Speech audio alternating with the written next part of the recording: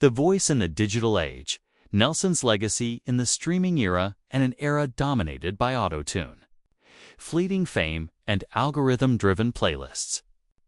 Willie Nelson's voice stands as a timeless monument to authenticity and emotional depth. His recordings made decades ago feel startlingly present, like they were recorded yesterday. This is not nostalgia. It is enduring artistry. On Spotify, Blue Eyes Crying in the Rain has over 180 million streams. On YouTube, fan-moded videos of his performances, grainy, black-and-white clips from the Johnny Cash show or shaky cell phone footage from recent concerts have hundreds of millions of views. Comments read, "I'm 23 and this destroyed me. I don't even like country music, but this is soul. He's singing about my breakup." This is the miracle of Willie Nelson. He transcends genre, generation, and geography. His music is not classic country. It is classic emotion, universal, unfiltered, undeniable. And in a world where people curate perfect lives on social media, Willie's raw honesty is a revelation. He didn't hide his pain. He sang about it. And in doing so, he gave listeners permission to stop pretending. His voice doesn't need enhancement. It doesn't need remixing. It simply is thin, trembling, real. The therapist in song How Nelson Healed a Nation for decades. Therapists, grief counselors, and hospice workers have used Willie Nelson's music as a tool for emotional release.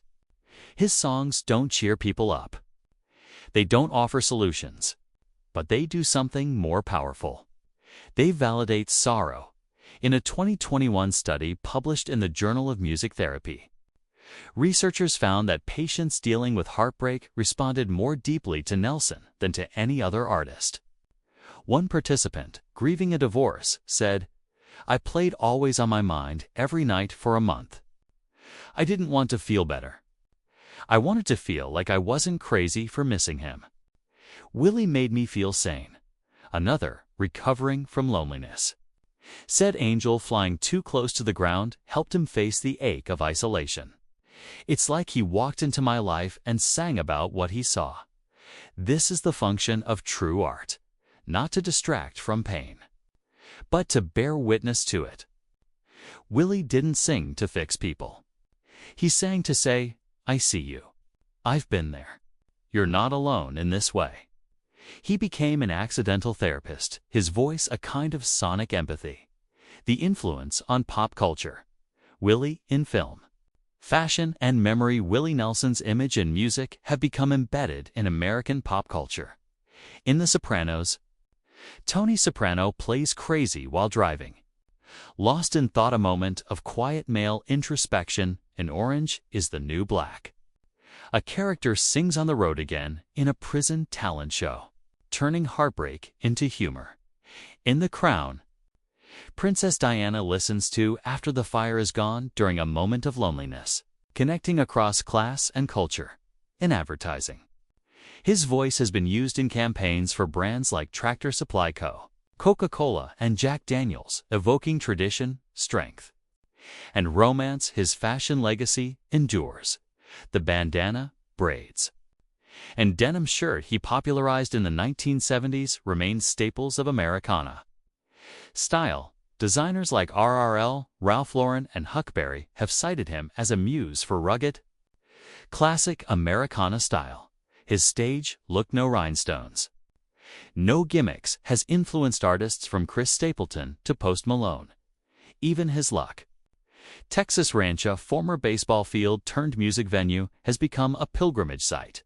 Though the official concerts have slowed, fans still visit the grounds, leaving flowers, notes, and small gifts at the Gaeta Shrine to a man who turned a private sanctuary into a public celebration. The language of love and loss. How Nelson mastered the poetics of heartbreak. Willie Nelson didn't write all his songs, but he was a genius interpreter, man who could turn a well-crafted lyric into a visceral experience. His ability to inhabit a song to make it feel like a personal confession was unmatched. Consider the opening lines of Always on My Mind. Maybe I didn't treat you / quite as good as I should have. It's not a song. It's an apology, and Willie delivers it with such quiet intimacy, as if speaking directly to someone he hasn't seen in years, or yesterday when I was young.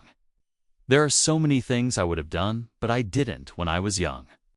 It's a meditation on regret, not dramatic, not angry, just sad, or angel flying too close to the ground.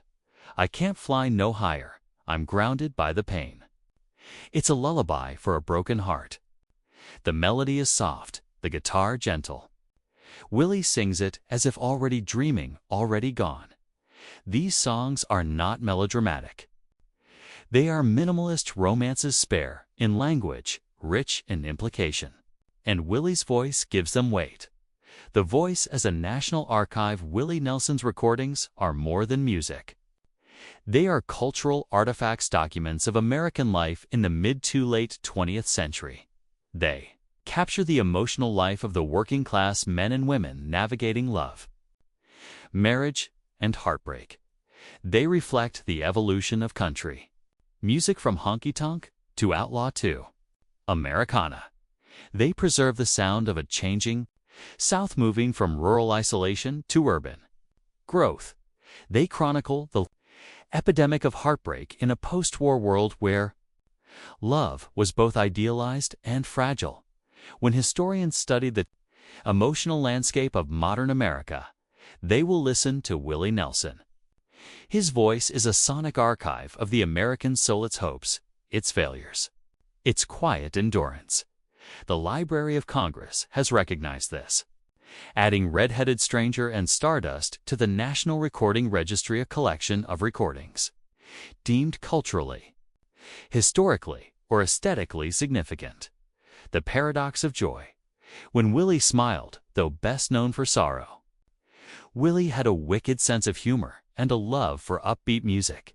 He enjoyed performing On the Road Again, a playful anthem of the touring life. He danced on stage, joked with hosts like Johnny Cash, and laughed with his band in private. Friends described him as funny, sharp, and full of life. He loved to cook, throw parties, and play guitar with his kids. He also recorded gospel songs and up-tempo country tunes, like Whiskey River, showing a lighter, more resilient side. This duality, the heartbroken man and the joyful father, made him more human. He wasn't just a vessel for pain. He was a man who laughed, loved, and lived even when it hurt. The family blood, music, and the Nelson legacy. Willie's legacy lives on through his children and grandchildren. Lucas Nelson, talented singer-songwriter and guitarist, frontman of Promise of the Real, who has toured with Neil Young and performed at Farm Aid. Micah Nelson, a multi-instrumentalist and visual artist who performs as Particle Kid and collaborates with his father Amy and Paula Nelson, members of the country duo, the Nelson Sisters. Lucas has said, "My dad wasn't perfect, but he was real, and he loved us. That's what matters." The Nelson family has also fought to protect his image, ensuring that his music is used with respect and integrity. The final interview. Willie on life. Love and singing. Willie gives few formal interviews in his later years. But in a 2023 radio appearance, he was asked, "What do you want people to remember about you?" He paused, then said, "That I sang from the heart, that I tried to be honest, and that I loved my kids more than anything." When asked about fame, he said, "I don't care about being famous. I care about being heard." These words, simple, humble, profound, capture the essence of the man, the immortality of a single note. To 2024. Scientists at the University of Texas launched a project called The Voice of the West, an AI study analyzing the emotional resonance of rural vocalists. Willie Nelson's voice was found to trigger the highest empathy response in listeners, more than Merle Haggard, more than Chris Christopherson, more than Chris Stapleton. Why? Because his voice contained micro-variations, tiny shifts in pitch, timing, and tone that mirrored human speech patterns in grief, His voice didn't just sound sad. It behaved like a grieving person. This is the science behind the soul. Willie isn't just a singer. He is a biological instrument of empathy, his vocal cords tuned to the frequency of human sorrow. The lasting silence. What happens when the voice stops when Willie Nelson eventually passes? The world won't just lose a singer, it will lose a witness. A man who had seen the worst of life's poverty. Divorce, addiction, loss, and still found beauty in song. A man who could stand on stage, weathered and strong, and silence a room with a single note. A man who proved that truth is more powerful than perfection.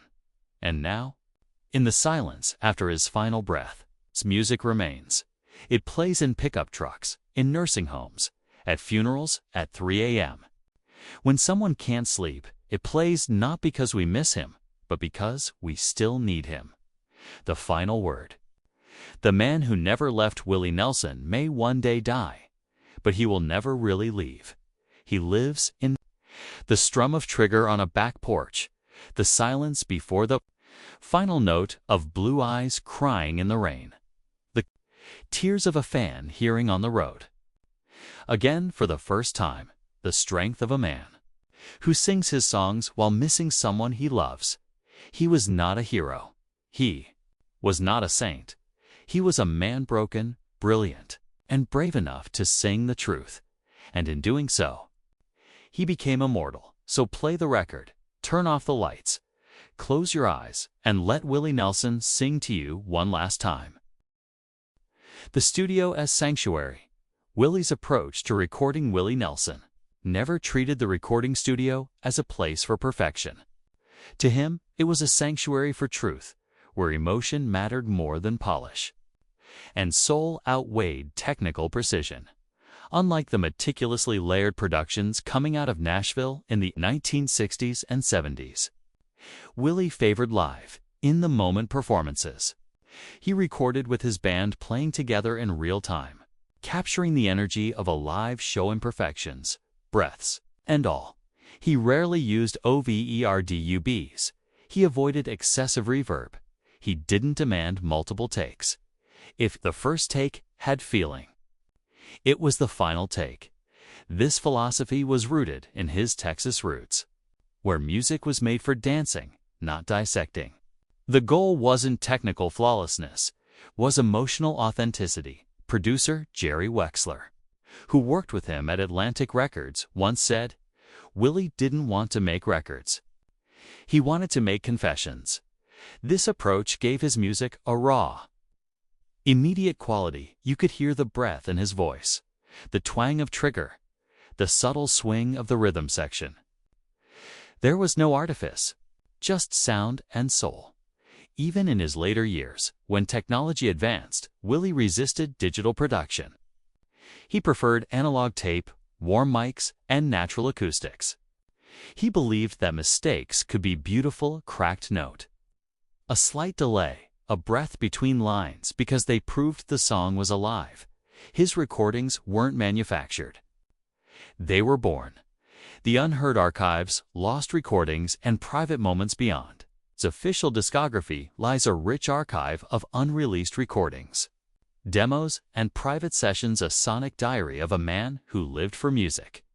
These include radio station appearances, live performances from Cut, WSM, and other regional stations, where Willie played stripped-down sets with just guitar and harmonica, home recordings, tapes of Willie rehearsing songs with his children, playing old folk tunes, or singing gospel hymns with his sister Bobbie.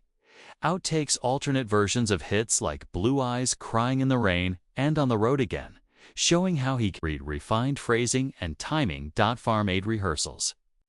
Recordings of full band run-throughs before benefit concerts, capturing the tightness of his touring ensemble. One of the most poignant is a private recording from 1982, where Willie sings Angel Flying Too Close to the Ground, alone in his luck. Texas cabin, his voice quiet, reflective, almost prayerful. Another rare reel, recorded in 1975.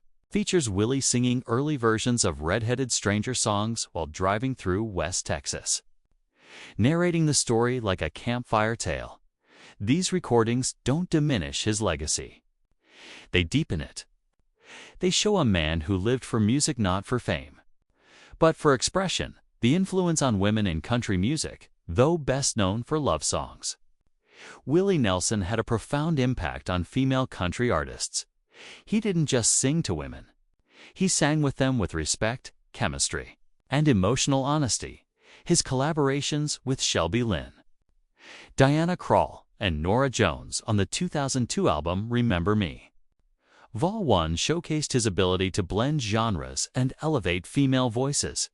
He also supported Loretta Lynn, whom he admired for her boldness, Dolly Parton, with whom he recorded duets and shared a deep mutual respect, Miranda Lambert, who has cited him as a model for independence. Willie didn't see women as props. He saw them as equal partners in music, in life, in love. Artists like Reba McEntire, Casey Musgraves, and Mickey Guyton have cited his collaborations as a model for respectful, powerful partnerships. He once said, "A woman's voice is the most honest sound in music," and he lived by those words. The gospel heart, faith, and redemption in his music, though not overtly religious.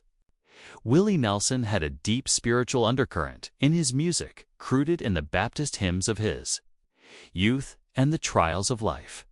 He recorded several gospel albums, including Family Bible 1971A, Tribute to His Grandfather's Faith, The Troublemaker 1976A, Collection of Spirituals and Hymns with a Bluesy Edge. God's Problem Child 2017 includes He Won't Ever Be Gone, a meditation on mortality and grace, but his faith wasn't confined to gospel records. It infused his secular work, Always on My Mind, A Man Seeking Forgiveness, Yesterday When I Was Young, A Prayer for Second Chances, Roll Me Up and Smoke Me When I Die, a humorous, defiant farewell. Willie didn't preach. He questioned. He doubted. He struggled. But he never stopped believing in redemption. He once said, "I don't know if I'm saved, but I know I've been forgiven." That tension between sin and grace is at the heart of his music. The cultural symbol, Lee as an American archetype, Willie Nelson became more than a singer. He became a cultural symbol and archetype of the American experience.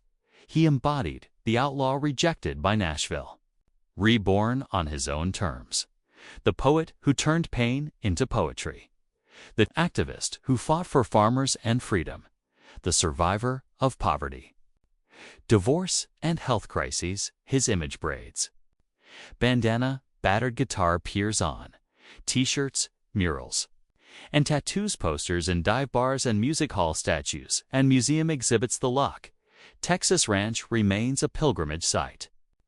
Fans leave flowers, notes, and small gifts at the Gata Shrine to a man who turned a private sanctuary into a public celebration. He didn't just represent a genre, he represented a way of life, the voice that crossed genres. Willie Nelson's appeal extends far beyond country music.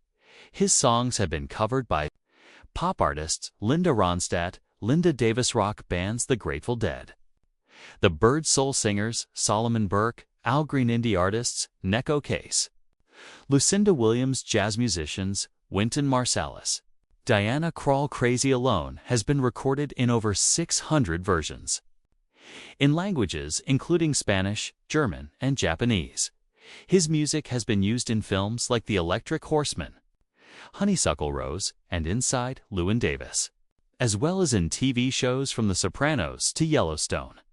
He didn't just cross over. He transcended the myth and the man, separating legend from truth like all legends. Willie Nelson has been romanticized. He is often portrayed as a carefree hippie or a hardened outlaw. But the truth is more complex. Yes, he smoked marijuana. Yes, he toured relentlessly. Yes, he valued freedom, but he was also compassionate. He advocated for veterans, farmers, and prisoners. Curious, he studied philosophy, literature, and Eastern thought. Funny friends described him as witty and full of life. Regretful, he openly spoke of his mistakes. He wasn't a caricature. He was a man flawed, brilliant, and deeply human. And that's what made his voice so powerful. The final reflection. Why he still matters: because truth is timeless. Because a voice that sings. The truth will never age. Willie Nelson matters. Because he refused to pretend. He didn't hide his past. He didn't sugarcoat life. He sang it loud, clear, and beautiful. And in doing so, he gave voice to millions who felt invisible. The last word. The man who never left. Willie Nelson may one day die, but he will never really leave. He lives in the strum of trigger on a back porch, the silence before the final note of always on my mind, the tears of a fan. Hearing on the road again for the first time the strength of a man who sings his songs while missing someone he loves. He was not just a singer, he was a witness to love, to loss, to survival, and as long as there is a heart that breaks. A farmer tilling the soil, or a song that needs to be sung. Willie Nelson will still be there, not in flesh, not in time, but in sound, and that is immortality. The anatomy of a voice. The science and soul of Willie's singing. Willie Nelson's voice is not classically beautiful. It isn't smooth or powerful, but it is emotionally transcendent, a sound shaped by time, smoke, heartbreak, and wisdom. His baritone, thin and nasal, defies conventional standards of vocal excellence. Yet it carries an unmatched depth of feeling. Scientists and vocal coaches have studied his phrasing for decades, noting how he manipulates time, pitch, and breath to create intimacy. Key characteristics: rhythmic freedom. Willie doesn't sing on the beat, he sings around it. Like a jazz improviser. He'll delay a word, stretch a vowel, or pause mid-phrase to heighten emotion. Vocal texture. His voice has a weathered quality, cracks, breathiness, and subtle tremors that make it feel human. Not manufactured, dynamic restraint. He rarely raises his voice. Instead, he draws listeners in with quiet intensity, making sorrow feel personal. Emotional intelligence. Every inflection serves the story. There are no empty notes. In blue eyes, crying in the rain. He sings the line, "I hate to love you so much," not with anger, but with resignation, a man who knows he'll keep loving despite the pain. This wasn't technique. It was truth, and that's what made him one of the greatest vocal storytellers in history. The songwriter's soul. Poetry in simplicity. Willie Nelson didn't just perform songs, he wrote some of the most enduring lyrics in American music. His genius lay in economy. He didn't need metaphors or grand declarations. He told stories with simple, direct lines that cut to the soul. Take Crazy. I'm crazy for trying and crazy for crying. It's not just a love song. It's a confession of emotional helplessness. Or On the Road Again. I want to wake up in a city that never sleeps. A celebration of movement, loneliness, and freedom, all in one line. Or Funny How Time Slips Away. I've made up my mind, it's better to be lonely. A lie we tell ourselves when love slips away. Nelson didn't write to impress. He wrote to bear witness, and in doing so, he gave voice to millions who had never been heard. The Bakersfield an outlaw. Sounds Nelson's musical identity, though born in Texas. Willie Nelson helped shape two revolutionary country movements, the Bakersfield sound and outlaw country. He admired Buck Owens and Merle Haggard for rejecting Nashville's polished production in favor of raw, guitar-driven honky-tonk. When he returned to Texas in the 1970s, he brought that spirit with him. But he went further. At Armadillo World Headquarters in Austin, he fused country with rock, folk, blues, and psychedelic influences. He played alongside Janis Joplin, Jerry Jeff Walker, and Chris Christopherson, creating a new genre, progressive country. His 1973 album Shotgun Willie marked the shift loser, grittier, more personal. Then came Red-Headed Stranger, 1975, which stripped country music down to its bones. Just voice, guitar, and silence. This wasn't rebellion for shock value. It was artistic liberation, a return to authenticity in an age of artifice, and in doing so, he redefined what country music could be, the guitar that spoke. The legend of Trigger. No instrument in country music is more iconic than Trigger. Willie Nelson's battered Martin N20 classical guitar, purchased in 1969 for $750 at a pawnshop in Houston. Trigger has been with him through every major moment of his career. It's been repaired countless times, neck cracks, body patches, worn frets, but Willie refuses to replace it. Why? Because it sounds like home. Trigger's tone is warm, slightly nasal, and perfectly matched to Willie's voice. Over the decades, it has developed a unique character, each dent, scratch, and repair adding to its soul. Willie once said, "Trigger doesn't play me. I play with him. He treats the guitar like a living thing, talking to it, sleeping with it, even taking it to the vet when it needed repairs." In 2014, the Country Music Hall of Fame enshrined Trigger as a national treasure, scratches, duct tape, and all.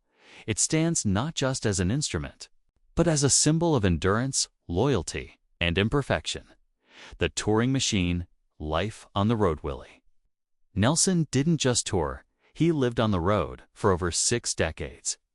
He performed nearly 150 shows a year, earning the nickname the hardest working man in country music. His band, family, has remained remarkably stable.